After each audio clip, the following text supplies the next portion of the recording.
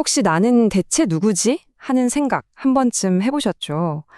오늘 바로 그 질문, 아주 오래된 그 질문에 대한 답을 불교 철학이라는 좀 특별한 안경을 쓰고 같이 한번 찾아 떠나보려고 합니다. 네, 바로 이 질문에서부터 시작하는 거죠.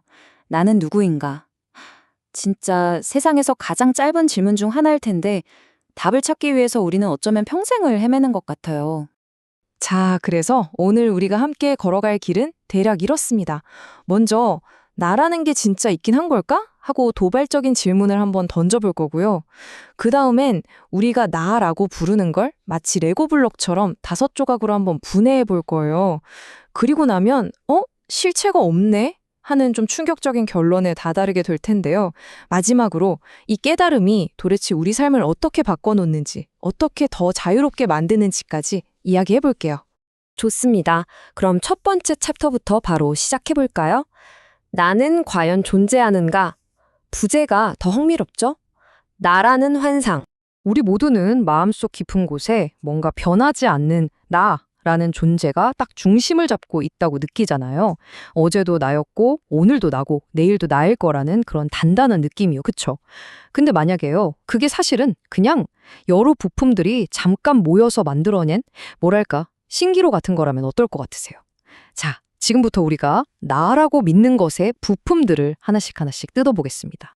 자, 이제 두 번째 장으로 넘어갑니다. 제목이 나를 이루는 5조각이죠.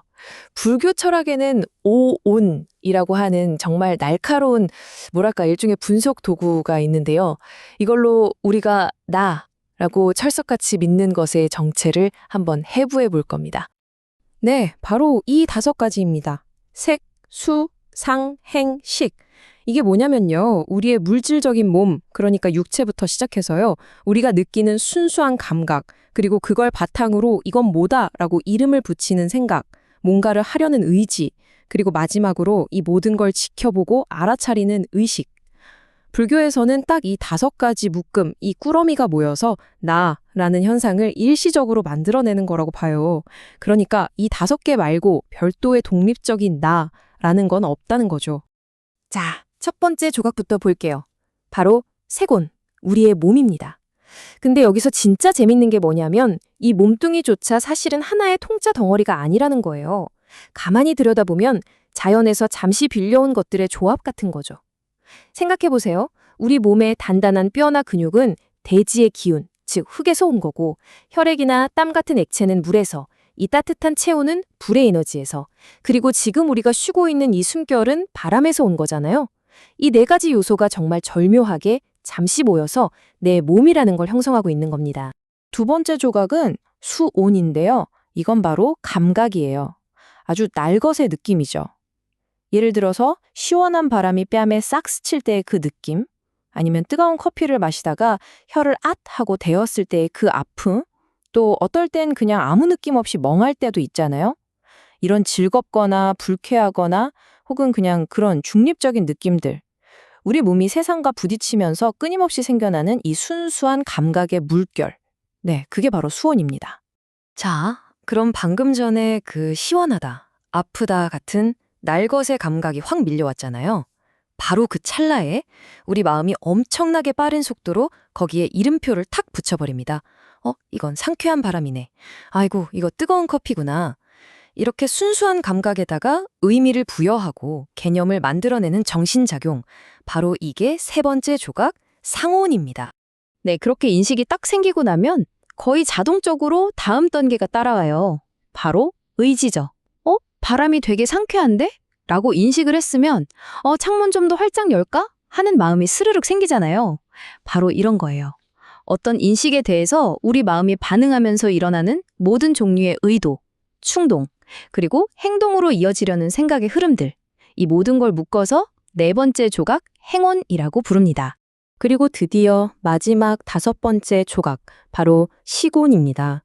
이게 없으면 앞에 4가지는 아무 의미가 없어요. 이건 비유하자면 일종의 스크린 같은 거예요. 텅 빈 스크린. 우리 몸 색이라는 무대 위에서 감각 수라는 배우가 등장하고 생각 상이 거기에 딱지를 붙이고 의지 행이 다음 행동을 계획하는 이 모든 드라마가 펼쳐지는 공간. 이 모든 것을 그저 비추고 알아차리는 기능, 순수한 알 그 자체라고 할 수 있죠. 자, 이렇게 우리가 나라고 부르는 걸 5조각으로 다 분해해 봤어요.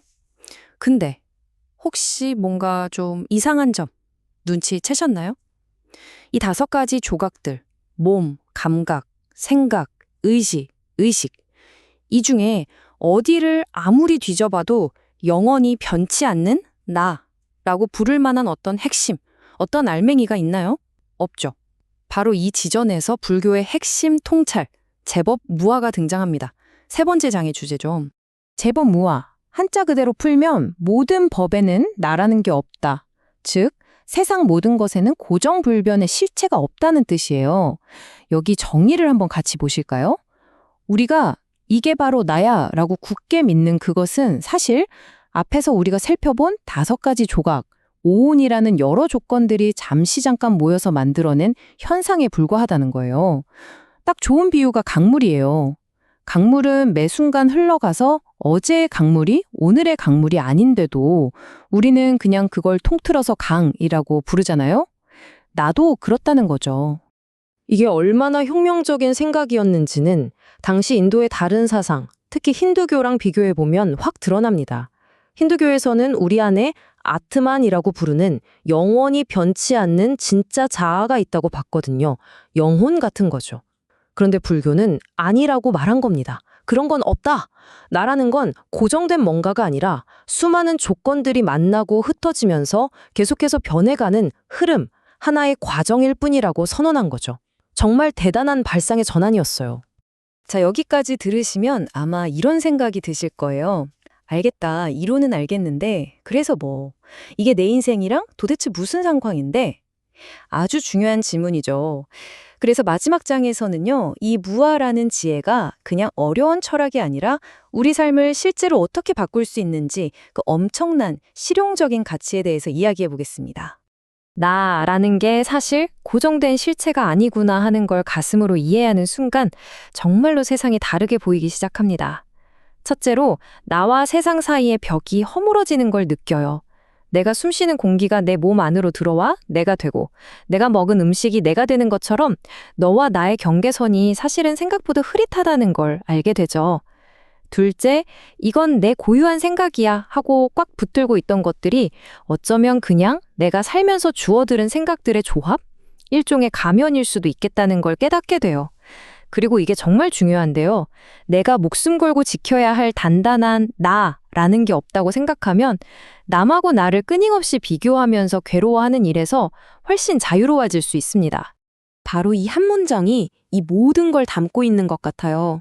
본래부터 나의 것이었던 것은 하나도 없습니다. 와, 정말 그렇죠? 내가 내 몸이라고, 내 재능이라고, 내 돈이라고 생각했던 그 모든 것들이 사실 영원한 내 것이 아니라 잠시 인연이 되어서 내게 와 있다가 또 인연이 닿으면 흘러가는 것일 뿐이라는 거죠. 그리고 이런 생각은 아주 자연스럽게 다른 사람을 위하는 마음, 즉 이타심으로 이어지게 됩니다. 생각해보세요.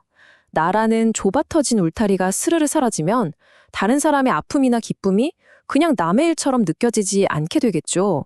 더 깊이 공감하게 되고요. 그러다 보면 나만 잘 돼야지 하는 생각보다는 다 같이 잘 되면 좋겠다는 마음으로 행동하는 게 훨씬 더 자연스러워지는 겁니다. 자, 오늘 우리는 나라는 존재를 한번 해체해보는 짧지만 아주 깊은 여행을 함께 했습니다. 이제 마지막으로 이 질문 하나를 여러분께 던져드리면서 마무리를 할까 합니다. 만약에, 정말 만약에 여러분 마음속에 있는 나라는 경계선이 스르르 녹아 없어진다면 여러분이 보는 세상은 어떤 모습일까요? 그리고 우리는 서로를 어떻게 대하며 살아가게 될까요? 한 번쯤 깊이 생각해 보시면 좋겠습니다.